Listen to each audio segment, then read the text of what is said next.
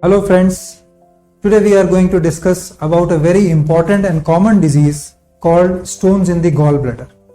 So before that, I would like you to be aware of this organ called gallbladder. It's a small pouch which is present on the inferior aspect of the liver of the body, and it is attached to the bile duct. It looks like as if some fruit is attached to a stem. Now what is the function? Liver secretes bile, which is important for the digestion of food. This bile goes through the bile duct into the small intestine. But what happens is, in the fasting stage, this bile is once secreted from the liver, gets stored in the gallbladder.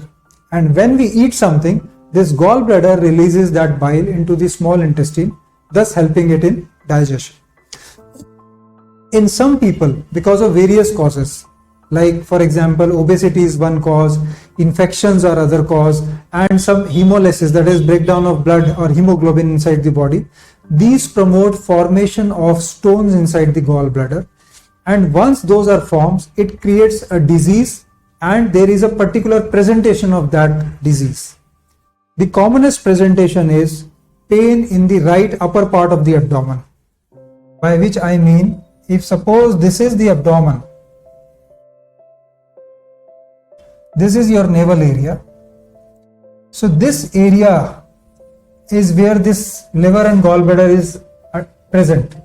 So when you have stones in the gallbladder, the most common presentation is that there will be pain in this area. In addition to that, and mind you, this pain can be of any severity. It can be mild, it can be moderate, it can be very severe. Sometimes it radiates to the back, sometimes it radiates to the shoulder, and it creates many more complications which we are going to discuss in just small amount of time from now. Apart from pain, it also causes vomiting, it can cause dyspepsia, it can cause gastritis related symptoms. So in case you have all these kind of symptoms alone or in combination, you must seek a medical help to confirm whether you are suffering from this disease. It is very important because it can become a life-threatening disease. Thank you.